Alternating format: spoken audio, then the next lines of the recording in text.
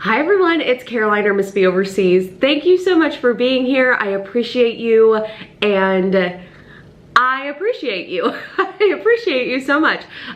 Today is going to be the third in what I think is going to be 4 end of week reading updates for the month of April. I'm trying to figure out if I like these better than an end of month wrap up.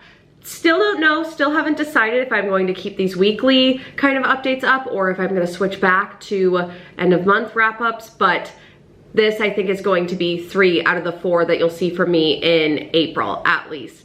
I would have liked to have filmed this sooner. I don't know if it's clear or not, but I have been dealing with some sort of sinus or upper respiratory infection and I kept pushing this off and pushing it off because I just wanted to sound healthy, because it's probably a bit more pleasant to listen to someone who doesn't have a bunch of whatever is going on in my sinuses right now, but I can't put it off any longer. And I do, if I sound bad, I really can't tell, but if I sound bad, I promise that I feel good. So keep that in mind. Before we get to what I managed to read this week, I wanted to say thank you so much. I almost said from the bottom of my heart and then I doubted myself because that sounds so cliche, but thank you truly from the bottom of my heart for 200 subscribers being here. It makes me so happy and it's so funny because when I originally started this Booktube channel,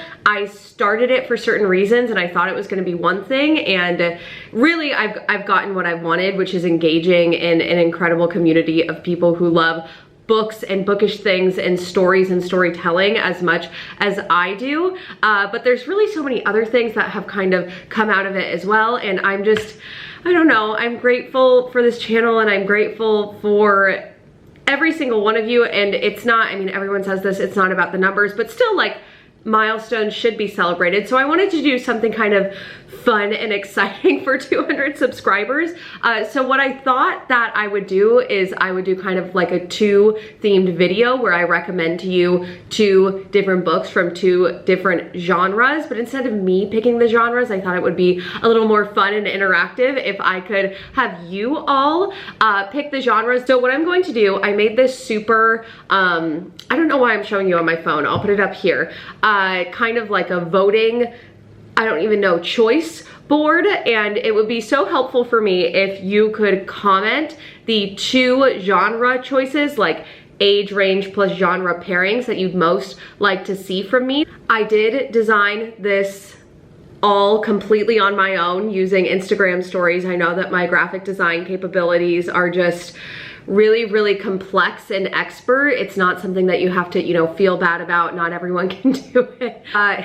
But I do think that that would just be a fun video to film, and then it's something that I could kind of like reoccur when I get to 300 subscribers. I could do 3 different books from 3 different genres and so on and so forth. So if you could just leave your comments for the genres you'd most like to see, and then hopefully within the next couple of days I could get that filmed and edited and up and we could celebrate together. So there's really 3 different books that I think that I'm going to talk about primarily in today's video, one of which I did bring up in last week's video, and that was Pet by Akwaeke Emezi. Last week I started this, I finished it up this week, and in case you weren't around for last week's video, this is a middle grade and it's sort of a dystopian, fantastical, speculative, near future hybrid blend genre that I tend to really love. Did I say it was middle grade? I think that I did.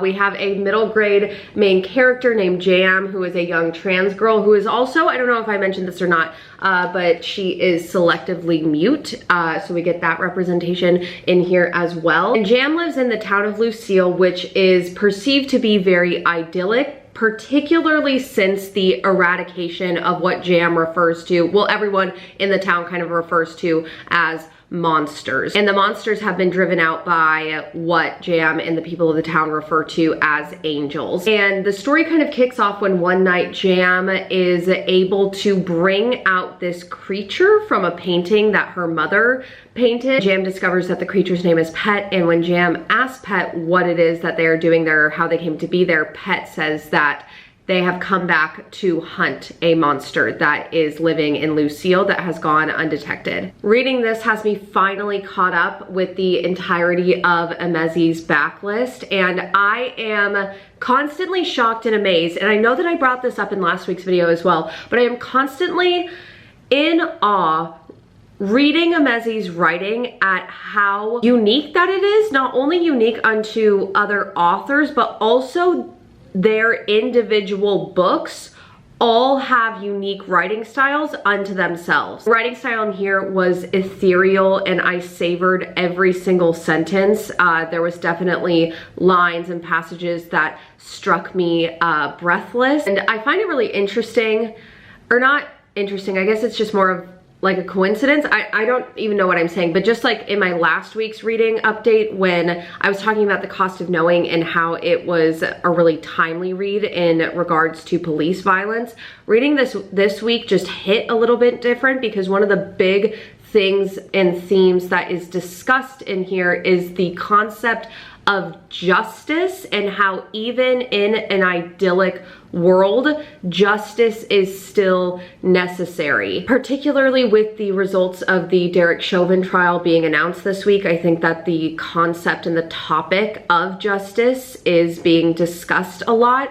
And I'm not gonna get it right. I'm gonna see if I can maybe put a screenshot of it up here, but there was this tweet from Bernice King, and I forget exactly what it said, but one line in particular said, she said, "Justice is a continuum." I think that's something that's definitely woven throughout here, and how justice is so necessary, and how justice cannot be convenient, because justice isn't true justice if it's only being carried out when it's convenient. The main character, Jam, in here really has to make some difficult decisions in choosing between, you know, what is right and what is easy. And I just really loved this book. This is definitely a book that while I was reading it, I, you know, just from a teacher standpoint, was thinking about how I could incorporate it into the curriculum, like even more so. There's some books that I read where like middle grade and YA where I'm like, oh, I'm gonna put this in my classroom library, or oh, I have a student that I know would love this. But then there's some books like this that I read and I'm like, yeah, this needs to be incorporated into what I teach. This needs to have a larger platform than just like sitting on a shelf in my classroom. But then even more so than that, like I, as a reader, really enjoyed this too. The writing and then the sort of genre hybrid blend. I loved the characters as well. There's just such really amazing families that are displayed in here. I could go on and on about this book. I really need to start wrapping it up, I think. But this is one more thing before I go. This is one that I love standalone books. I just love books where I can, you know, get really invested in them, but without having to read a whole series. But this is a very rare occasion where I desperately want a prequel to this. I would love to kind of see the backstory of Lucille before the monsters were eradicated. And then I also would love to see a sequel to this as well, and kind of Jam and then her friend Redemption, kind of focusing on them. This was brilliant and magical and lyrical and important and necessary, and I loved it, and I'm giving it 4 out of 5 stars. Okay, next we need to talk about a book that I started and finished this week, which is Anxious People by Fredrik Backman. And I feel like before I even say anything about this, we need to have a little bit of backstory on me and my relationship with Fredrik Backman. If you don't know, the first book that I read from him was Beartown, and that was last year. Beartown was my #1 favorite book of 2020, and it's also an all-time favorite book of mine now. One thing that I try to do when I really love an author is try to dive into their backlist and see if there's anything else that I can pick up. And there's a lot of big titles that I had recognized that I just from reading synopsis knew that I wasn't interested in reading any of those. But this one, Anxious People, had yet to be released when I did that. So when I read the synopsis for it, which is, we'll get to the synopsis in a second, but I knew that this was one that I was interested in. I feel like the pitch that you often hear for this book is that it is a bank robbery gone wrong, kind of turned hostage situation at this apartment viewing where there's a bunch of strangers that get held hostage by this attempted bank robber. And I do think that that's a good just 60-second elevator pitch to hook people into wanting to read it. It certainly hooked me into wanting to read it, but I guess it gave me just slightly the wrong impression, because I thought that for the entirety of this book, we were going to spend it kind of in the apartment, and we really don't get inside the apartment and watching the strangers interact with one another until about halfway through the book. Backman spends the first 200 or so pages doing is kind of giving the backstory of some of these characters kind of in these disparate pieces. And one thing that I also didn't know is that it follows not only the people in the apartment, but this kind of police officer duo that is investigating this hostage situation. We're getting their backstories as well. There's also witness interviews in here as the police officer characters are interviewing the characters who were being held hostage. And I think that ultimately I'm going to, I don't know why I feel like I have to justify my feelings with this one, but I need to break this down into likes and dislikes. So because I was picking this up coming off of Beartown, one thing that I was really anticipating was Backman's narration and writing style, which is to this day some of the best, if not the best, that I've ever seen in Beartown. And it's interesting because we got some pieces of that narration and writing style that I loved in here,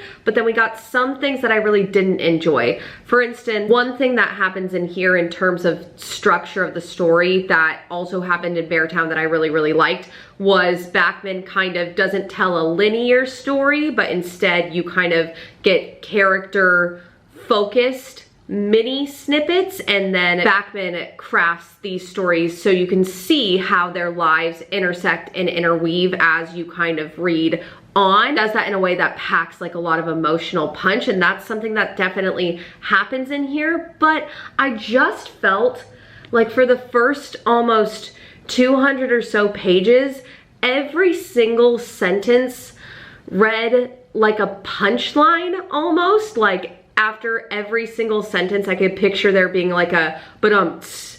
And it was just, I guess some people could enjoy that, but I found it more grating and annoying more than anything. And I had a lot of trouble staying in the story. I was anticipating being invested in these characters, and I just found every single character, there's quite a large cast, and I found every single one, I don't even want to say unlikable, but every single one was just so out of touch, and there was nothing to kind of counterbalance that. And I think that Backman did that on purpose, because by the end, after you learn their backstories, you're supposed to, as the reader, kind of understand their out of touchness and get endeared to them. And I guess by the end, that did kind of happen for me, but it just didn't, I don't know, it didn't like happen enough, or I didn't get endeared as I wanted to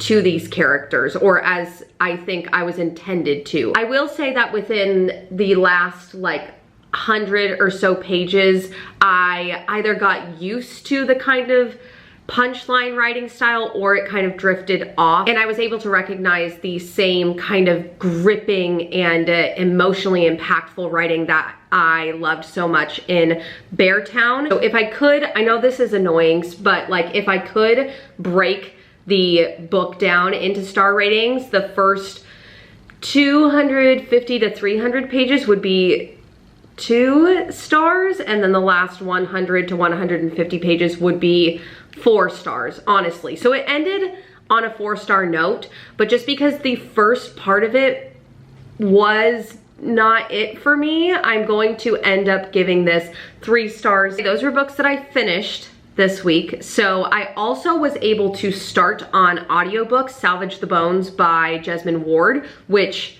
was on my April TBR, is on my April TBR. Salvage the Bones focuses on this family that is living in, I think it's Mississippi, in this very bayou setting, and it's broken up into 12 different chapters or sections, and each of those 12 sections is counting down 12 days to what eventually I think is going to be Hurricane Katrina. And the main perspective that we're following of this family is this young girl named Esh, who at the very beginning finds out that she is pregnant, and it's really kind of just chronicling the day-to-day life. You get a lot of Esh's inner dialogue and inner monologuing and the anxiety that she has about being pregnant, particularly because her mother died when she was quite young, giving birth to her younger brother, and so she has her father, and then she's the only girl of the family, so she's very much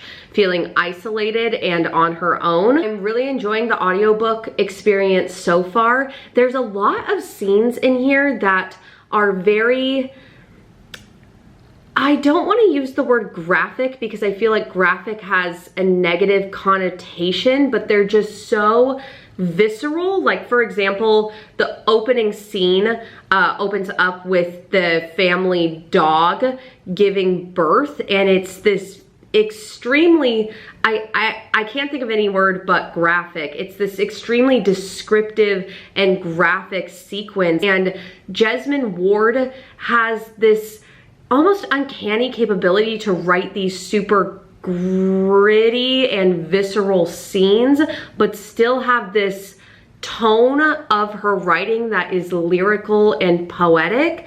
And so when I say that it's just a beautiful listening experience, I don't necessarily mean that it's like beautiful to listen about like a dog giving birth, but just the tone of Jesmyn Ward's writing is lovely to listen to. That is it, everyone, for my end of week reading update for this week. There will be one more after this, and please, please, please, if you have not already, if you could comment with your vote for which genre you would like to hear me talk about for my kind of 2 books from 2 different genres 200 subscribers celebration. And while we're on that, just one more big giant thank you. I am very, very grateful, and I am so happy that you are here. And as always, thank you so much for watching, and I will see you again very, very soon.